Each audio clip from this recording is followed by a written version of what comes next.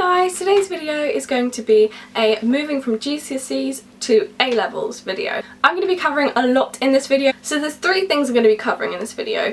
First and foremost, the real difference between GCSEs and A-levels. Secondly is my advice for those going into certain subjects. And thirdly, I'm going to be going through every single subject that I know of and tell you about them, what's involved, the pros, the cons, and people's advice for those specific subjects. Now obviously I only do 3 subjects, so I can't start talking about physics and act like I know what I'm talking about. I've gathered a mix of 12 of my friends and then myself on top, so that's 13 I think people who are helping me with this video, and I will mention them and I will show their names. Basically my friends have been really kind in answering a few of the questions that I sent them on messages, so I asked them all that I could know about a certain subject. For example, my friend Mo, he does chemistry in university and he obviously knows a lot about chemistry. So I asked him about what it's about, pros, the cons, his advice for people going into it in year 12. Also, if you're wondering why am I going to take advice from Lizzie,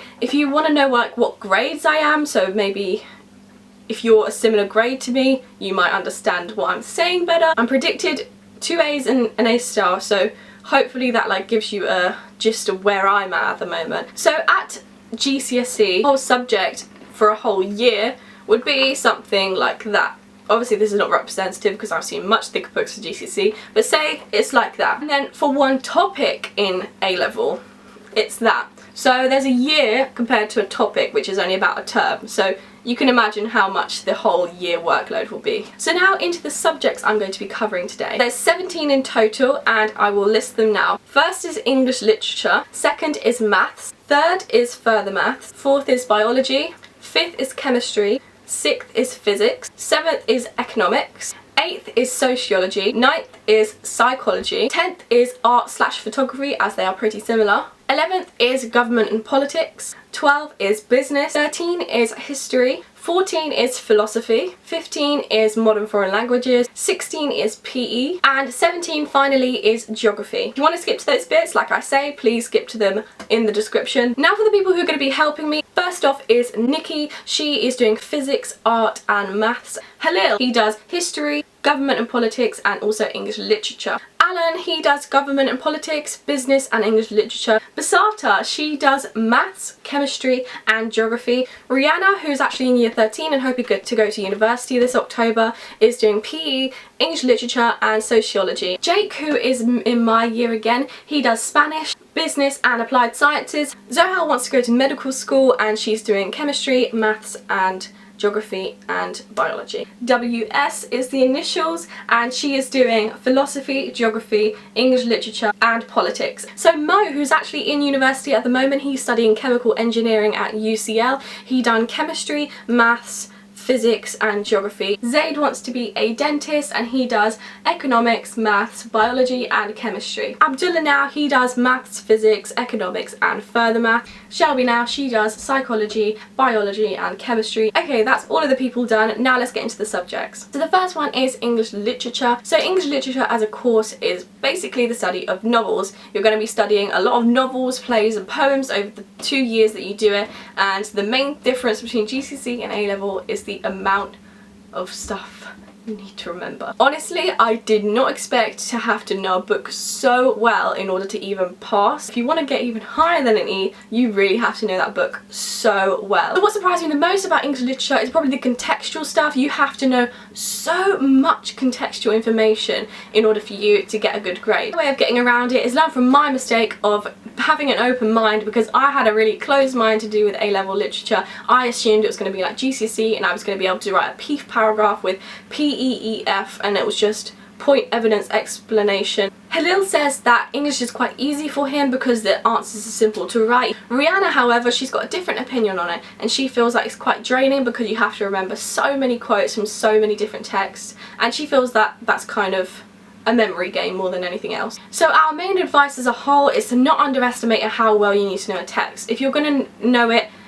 vaguely, you can't expect to get a better grade than an E. In maths now, in Nikisha's description, maths A-level is really just an extension from GCSE. She said that they cover a lot of the things that they do in year 11. They just go further into it and they begin to understand the formulas and the questions a little bit more. What I mean by that is, for example, you might know a formula at GCSE and how to apply it to a question, but when you're in A level you need to apply it to the question when each thing is harder. So the formula's more difficult and the question's more difficult. So in general, it just makes the whole thing a little bit more complex than it was before. Your practicing will definitely make it perfect in the end. It's just about how much practicing you do and how much you need for yourself to understand a certain formula, a certain question, and so on. Just big tip is to do so many past papers until you're completely bored out of your head. There are so many past papers online that you can easily turn to, and there's a lot of things online that you can use to help you revise for it.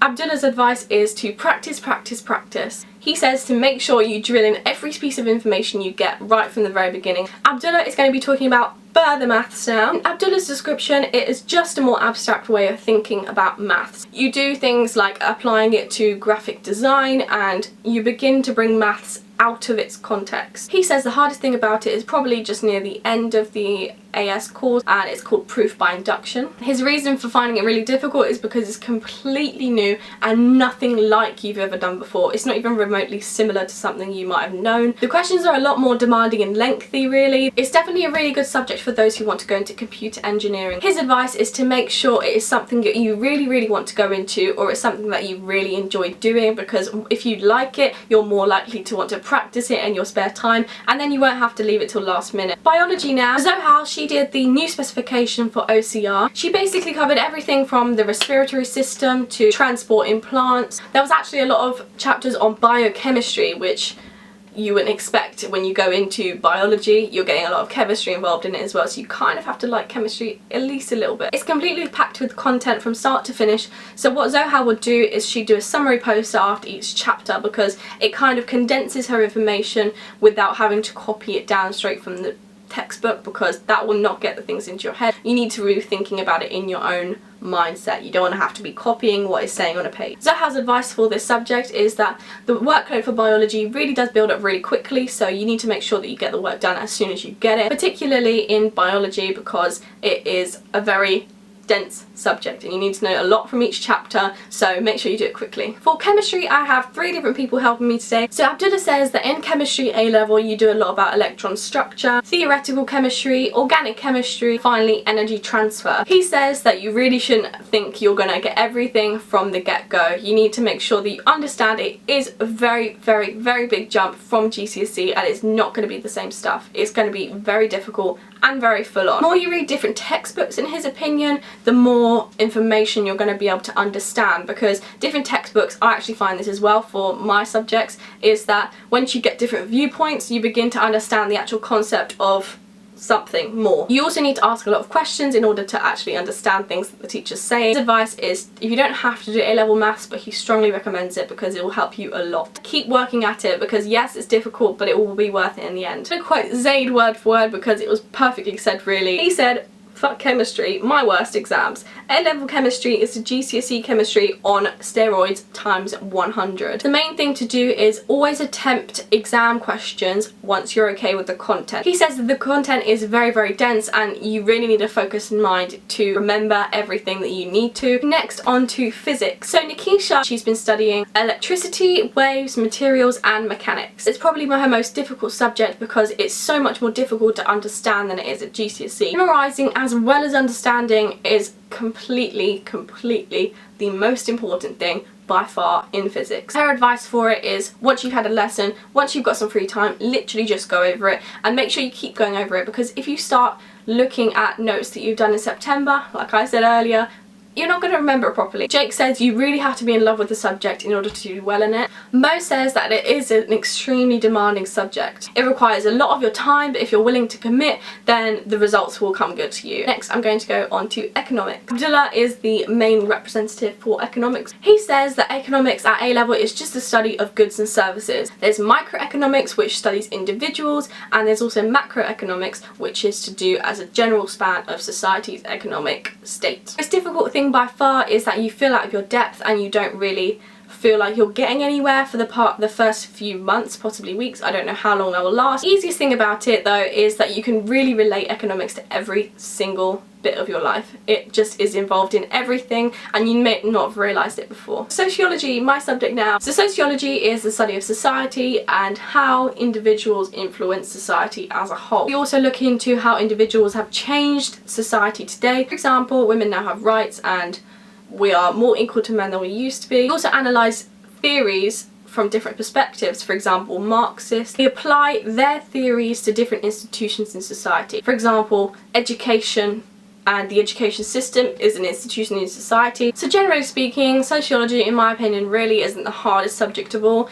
It is simply just that there is a lot of writing to do. Everything links in sociology. Even when we're doing stuff on crime and deviant, it links back to the family, which is our initial topic that we started in September. So my main advice for this is to practice, knowing the different perspectives of sociology. Psychology next. So psychology is to do with individuals, the brain, how we think, and social influence. Psychology is considered a social science as it is a mix of biology and sociology. Shelby says that the popular thing that people are scared of with psychology is that it involves maths and some working out. However, she says that it is pretty statistical, so it isn't much complex stuff in it. It's simple working out, and she says it's pretty basic GCSE. The best thing for it is the exam structure in psychology, because there is no really big questions, a few tick box questions, so the exam, she says, is a breeze. Because it's unlikely that you've done it at GCSE, it's not something that you need to have studied before,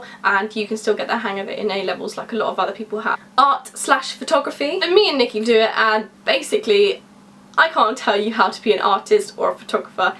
You have to everything in art is based on you. It's all individual stuff. So what we would say is just do your work as soon as you've been given it, because once it builds up, it's really hard to actually overcome everything that you've been ignoring for a while. Government and politics now. Halil is going to tell me what it's about and what is involved. Government and politics is all about the UK, how it's run, prime ministers, the House of Commons, everything to do with the government and how it decides to run the rest of the country. He says that the reason why he likes it is because he feels that he becomes a lot more of an educated person, and he just feels like he knows a lot more about the world than a lot of people his age. Conversations with adults can also start involving politics like they didn't before, and people might be impressed by that. That might be something that you're interested in. The worst thing about it though is the amount of factual knowledge that you have to know.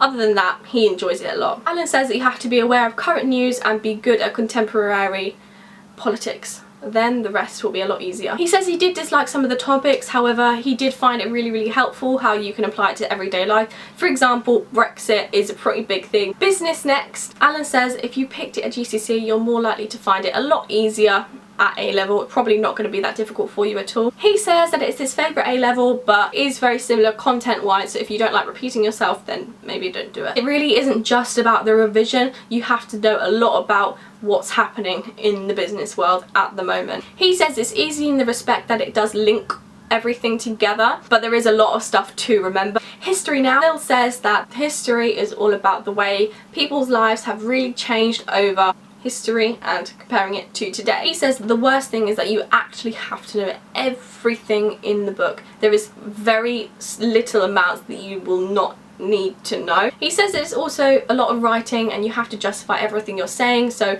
it is just very essay based. Philosophy next. I'm not actually going to explain, neither is she going to explain what philosophy is. That is a whole video in itself, and I'm not.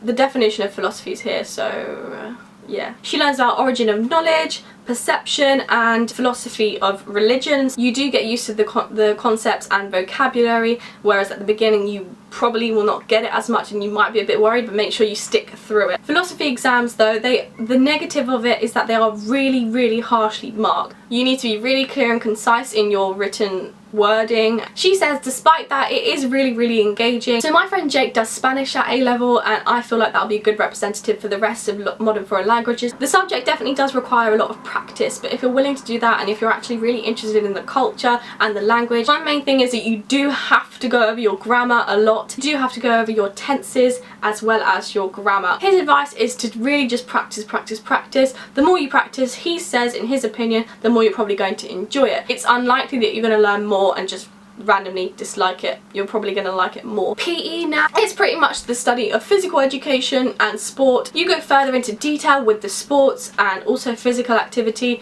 and you go into the biology of it all. You study the muscles that are used in which activities you do. There is definitely a sciencey aspect of it, and that's probably the hardest bit people find in PE. PE is definitely a very, very repetitive subject, but she says that there isn't really anything she didn't like about it. She said unless she wants me to go into proper details about PE, then generally speaking she did really enjoy it. She didn't find it too stressful, she didn't find it too workload heavy, she found it quite enjoyable, and that's something that you don't really find in many A-levels, so keep that in mind if you are someone into sport. Geography. So geography is all about patterns of the world. It is split into two sections, human geography and physical geography. If you've done GCSE geography, I'm sure you know what those two are. She says the best thing about it is how diverse it is and how easy it is to apply it to everyday life, and also things like when you go on holiday you might see a mountain and be like, I got out from geography, or so on, and you know how a mountain was created or a volcano was created, and just stuff that's quite cool to know. Worst thing is that the amount of case studies you have to remember is a lot. There is a lot of things to remember, and it's not always going to come up in the exam, so it's quite unfortunate that you have to remember everything. You also have to know everything about that case study to use it in an exam, otherwise it's completely useless, because there's not really a point of just mentioning a name. Yes, you might get a mark, but you actually need to know the whole backstory behind it, so there's not even worth just knowing the name. She says to make it easier on yourself, make sure you study over the case studies right from the very beginning, because if you do that to the end you won't be able to have it drilled into your head as much. Easier just to remember it off by heart, and then it won't make it difficult for your brain to forget it. So that is all the subjects. I just wanted to give a last few points of advice in general. So first bit of advice, revise from September. I cannot stress it enough. If I revised from September I would be getting easily A's right now, and I would be getting predicted A stars, no questions asked. It doesn't even have to be heavy amounts, as long as you even do what, half an hour a day. That's really not a lot out of your day. Once you do that you'll really thank yourself in the long run, because when it comes to March, April and May you're going to be so happy, because you're going to be just looking over the things that you've been studying for the past few months, and you won't have to be like, get this content in my brain. It's not that difficult when it's been revised from the start. Secondly, make sure you pick subjects that you're really interested in, or that you're definite in that you want to use it for your career. Don't go picking a subject because your dad said you should do it. Don't go picking a subject because your school is good at it. Like, pick subject for you. It's your career, it's not anyone else's career, it's all about you. Make sure that you do something you're passionate about, and don't just go along with the crowd or something. Thirdly, use time wisely, because this time it's going to go quick. I cannot believe that it's already August and I'm about to go into year 13. I always say time goes really, really quickly, but it goes even quicker when you're doing this, because I can just remember the amount of times I was sitting in the sixth form centre in my free periods doing nothing, or even if I was doing something, nothing purposeful and nothing worthwhile for my end grade. I really should have just revised in the beginning and made it so much easier on myself. My fourth bit of advice is to aim high. I was actually going to apply for pretty low unis at the beginning, but now I'm applying for Oxford, which is like the third best university in the whole world. And yeah, of course I don't go to the best school, yeah, of course I don't have the best grades, but there's literally nothing stopping you aiming high like that. The amount of people I've had say to me, or even just give me, like, don't even directly say it, they just give me a look when I say, well, I'm applying to Oxford. If you take people saying that to you, you're not going to be able to manage high aims like that. It's really important, because I've had so much shit from people saying I'm not going to be able to do it, or it's just really unlikely, and they're really elitist and they're never going to accept you. I've had teachers telling me this, and I can't tell you enough. I do not care. Like, I'm going to apply either way. If you know in your own mind that you have enough motivation, good enough work ethic to actually do it, then do it. There's nothing stopping you, and just because a teacher said it to you doesn't mean you have to listen to them. Remember, they've got their career, you haven't, so just keep that in mind. So my final bit of advice is to really enjoy it. Have an optimistic mindset with it, and don't keep thinking I'm not going to pass, I'm not going to pass. If you think that, you really won't pass. Of course, A-levels aren't for everyone, and you really have to make sure that you keep an eye on everything you're doing and don't force yourself to do things that you don't want to do. Make sure that you don't keep putting yourself down about it and keep saying, oh, I'm not good enough for it, so on, so on. You can do it. Everyone can do A-levels. It's just a matter of which ones you do well. So that is the video. That took so long. I was meant to leave 10 minutes ago because I'm going on a flight to Brazil today. I also want to have a big thank you to all my friends who helped me with this. I appreciate you all so much for helping me, and I'm sorry I asked you so many questions. I was just being so annoying. I'm really, really sorry. All of the links are in the description, so if you want to check them out, they are really, really cool people. Definitely do that because they are blessings. Thank you all so much, and I hope you all do well in your results. Good luck. Bye.